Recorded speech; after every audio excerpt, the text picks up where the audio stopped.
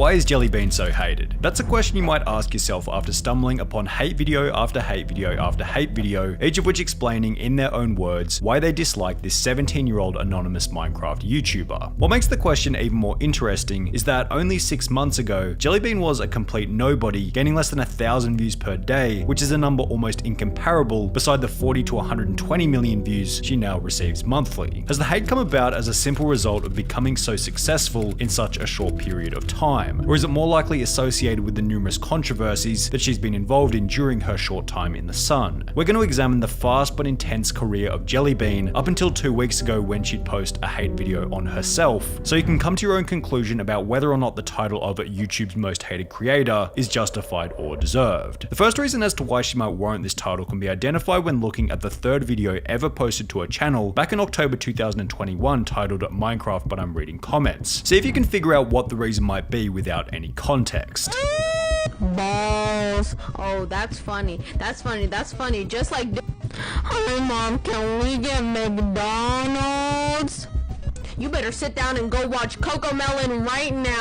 I farted. Viewers quickly came to the conclusion that JellyBean's videos were obnoxious, annoying, over the top, immature, and clearly targeted towards children. And the content itself is pretty much this chick sounding like she's off who knows how much drugs, with literally blaringly loud video game OST music in the background. Another influencer that has this thought of loud equals funny. There is no entertainment value whatsoever. It's intentionally like mega overstimulating with like the text and the movement character and the parkour in the background. On a subreddit dedicated to hating JellyBean, fittingly titled r/JellyBean sucks, individuals would back this message up in memes reading, POV, you're about to watch JellyBean, headphones volume 1. Brace yourselves guys, loudest sounds on earth. Concert speakers, fireworks, gunfire, blue whale, space shuttle, JellyBean. However, JellyBean's voice and general video delivery weren't the only things feeding into this narrative that she was an incredibly annoying YouTuber. In late November 2021, JellyBean would upload a video titled Minecraft But We Cause Some Chaos, in which she requested that all of her audience Photoshop her Minecraft face over the top of their current YouTube profile pictures. I think it would be really funny if we just slapped my Minecraft face on everyone's profile pictures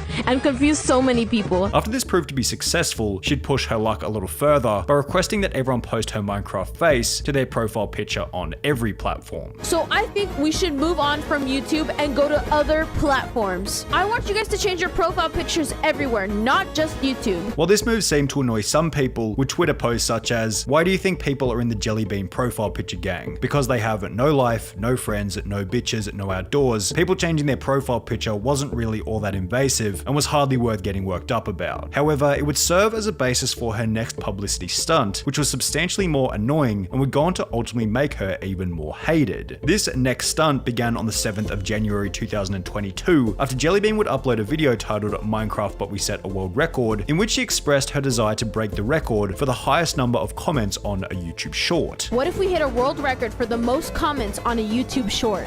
I know it sounds crazy, but I think it's possible. If everybody watching this video typed, it's not a mistake, it's a masterpiece, 10 times, I think we could hit that record. Subsequently, her comment section began to fill with the instructed comment, it's not a mistake, it's a masterpiece, with JellyBean taking to her community tab, instructing that the message shouldn't be spammed anywhere besides her specific YouTube short video. Hey, I just want to state, do not go to other streamers/YouTubers and flood them with it's not a masterpiece, it's a mistake. I'm okay with you guys spamming my YouTube comments, but nowhere else. Thank you/serious. However, obviously the audience was going to do the exact opposite of whatever JellyBean instructed, and as a result, her audience began to spam it everywhere, forcing the JellyBean agenda upon each harmonious YouTube comment section. A few months ago, I got comments on my video saying it's not a mistake, it's a masterpiece, and I was very confused. You definitely hit the record, but your fan base went to every comment section! The JellyBean fans who refused to join the it's not a mistake, it's a masterpiece cult were then apparently sent death threats, as JellyBean would have to take to her community tab once again in another post reading, I didn't think I had to state this, but don't send death threats to people who don't like it's not a mistake, it's a masterpiece. As the hate continued to mount against JellyBean for the annoying comment campaign, those who didn't know what was going on would take to the Out of the Loop subreddit in a post attempting to figure out why JellyBean was becoming so hated. One user would comment, answer, people just find her annoying, receiving a response reading, people annoyed by someone that they can easily avoid blows my mind. This is a very good point. Sure, the comments were annoying, but why were people going out of their way to hate on JellyBean when, as highlighted in another Reddit comment, she's doing the same annoying shit that that YouTubers like Ranboo and George Not Found would do, but she's the one who gets a massive hate campaign. Now this comment isn't completely accurate because Ranboo and George Not Found are fairly different from JellyBean. They all play Minecraft, sure, but JellyBean has a fairly unique style, besides using a similar disguise in a subscriber milestone special, which had clearly been copied from Ranboo. Ranboo baked a cake for 1 mil, she's making cookies for 400k, he wears sunglasses and a mask, she's wearing sunglasses and a mask. However, regardless of whether or not they were similar, these comments still highlighted that some portion of her audience believed that she'd taken some or most of her persona from these other Minecraft YouTubers, providing her with a reputation as a copycat. For example, going back to the subreddit titled JellyBean Sucks, one user would state that she got her whole personality from the Dream SMP. She started her channel basically copying Dream. Like, she even used his speedrun music, and it wasn't even used in an ironic sense. Nah, she was just trying to replicate that sweet Minecraft success. Oh my god, I'm like Dream. Even going so far as to name her Twitter handle Be Not Here, alongside a YouTube community post stating that this was her face reveal, with a similarity being highlighted further in some of the many hate videos made on JellyBean. Instead of actually having an own persona, she completely mimics Dream. She's the definition of I try so hard to get in the Dream SMP. Now, make no mistake, there were some huge advantages to being associated with these other Minecraft creators. Each of them already have a massive audience, which could easily flow through to JellyBean if the public sees her as being similar. The problem is the Minecraft community on YouTube are a pretty easy target for hatred and aren't always seen with a squeaky clean reputation, which will also flow through to JellyBean if she's being associated with them. You've got posts such as this one reading, "This new wave of Minecraft YouTubers are just annoying and it isn't entertaining. I love watching Minecraft videos, but I absolutely cannot stand Dream and his friends. There's a couple of them who I find funny, but the whole thing is just unbelievably cringeworthy. There's certain things that should be roleplayed on, and Minecraft just isn't one of them. If JellyBean gets associated with the current Minecraft crowd on YouTube, people are by default going to apply the same hatred to her. However, this still fails to explain why JellyBean clearly receives more hatred than any of these other Minecraft YouTubers. So let's explore another theory. Maybe JellyBean isn't as hated as it seems, and hating her has simply become a trend in the commentary community. Let me explain. On the 7th of February 2022, Soloco would be the first YouTuber to post a video discussing why they dislike JellyBean. Soloco had less than 1,000 subscribers at the time, yet his video would go on to gain close to 200,000 views despite being only 2 minutes long. A week later, the Beak would post his video titled Why I Don't Like JellyBean, which once again gained over 1 million views despite him also having less than 50,000 subscribers. It would be at this point that the commentary community witnessed the effectiveness of creating hate videos on JellyBean, spawning even more hate videos all titled in a similar way, each of which parroting a similar opinion to that which was shared in the first 2 successful hate videos. If you ask me how I got this video idea, I came up with it. Yeah, I didn't steal it from anyone. No, not at all, not at all. As a result of this, you'll find countless JellyBean hate videos on YouTube, yet in reality, most of these commentary YouTubers probably have nothing against JellyBean and are simply jumping on the trend for views. Commentary YouTuber Jaden would talk to one of these channels, which had created a Why I Hate JellyBean video, who stated, "Just wanted to let you know, saw your video on JellyBean, and I saw you included my video, which is pretty cash money, but there's no JellyBean drama. Me and Beak just wanted some 2016 videos. We don't not like her. There is no drama." One of these commentators ended up reaching out to me and saying that they were basically just trying to bring back the old 2016 style of commentary, and that they